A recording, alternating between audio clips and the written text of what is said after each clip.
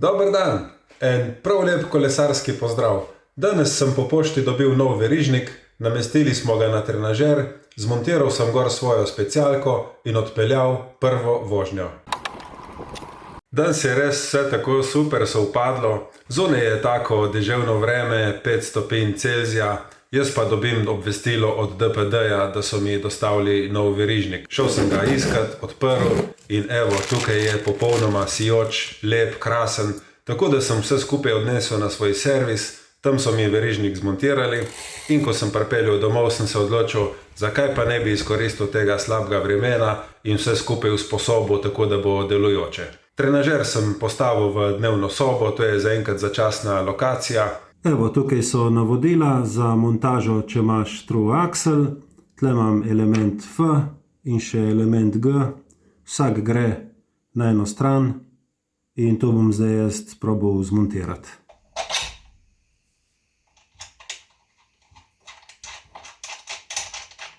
Pripeljal sem si zraven svojo specialko in iz nje odmontiral zadnje kolo.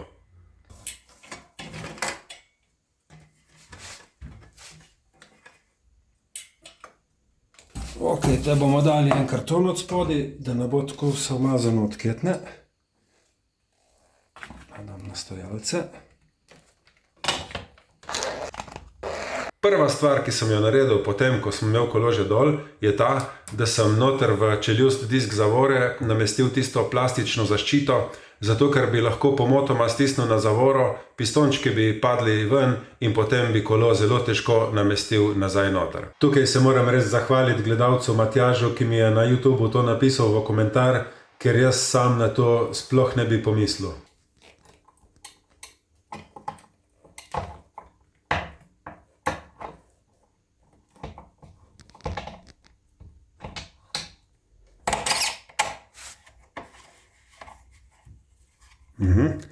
Zdaj sem čutil tle, da je zagrablo.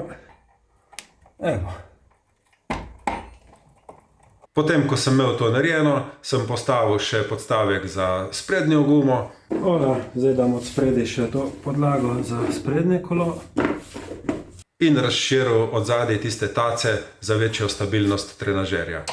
Ko sem bil enkrat tako daleč, sem si mislil, pa zakaj ne bi probal, če se upam gor usest, pa da vidim sploh, kako laufa.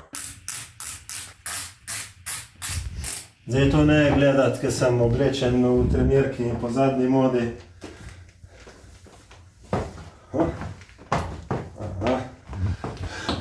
Nisem navajen, da je kolo fiksno, po navadi, ker grem gor, ga nagnem malo levo, desno, ampak ok, to se bom že navadil.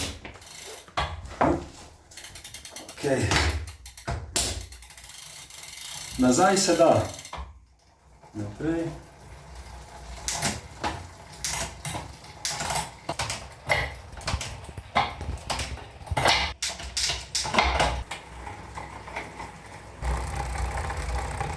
Ja, ok, to je to, nekako se bo dalo goniti, bom zdaj šel dol.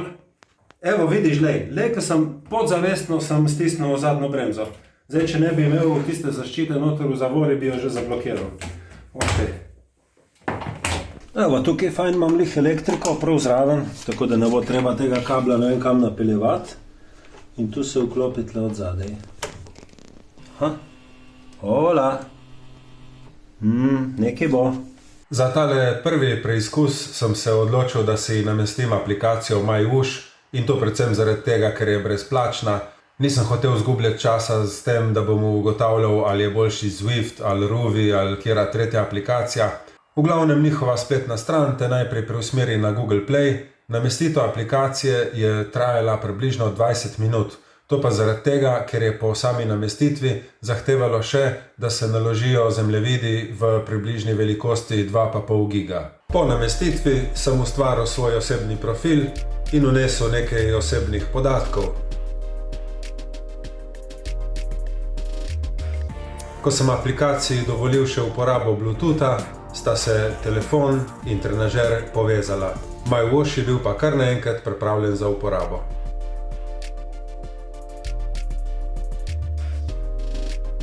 Aplikacijo MyWhoosh sem povezal še s svojim senzorjem srčnega utripa, nato pa sem šel noter v neko rubriko za začetnike, kjer sem si izbral eno vožnjo v trajanju 36 minut. Za podlago sem si izbral neko avstralsko obalno mesto.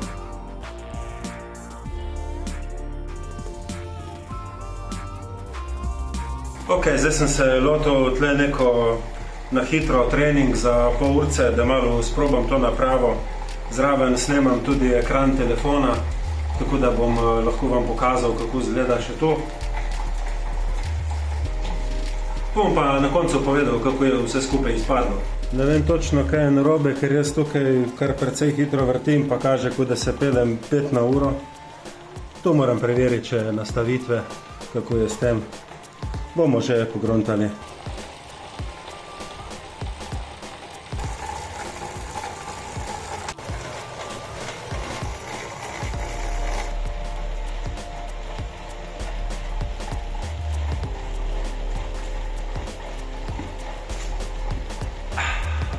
Ko sem začel malo močneje goniti, ni bilo več tistih težav, da bi mi kazalo, da se vozim samo 5 na uro.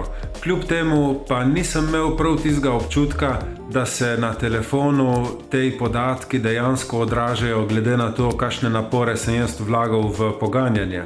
Seveda nisem pretiraval, držal sem se tam nekje v coni 2, med 120 in 130 utripi. Zdaj sem nekje na pol poti, se vidi, da me je malo spotilo.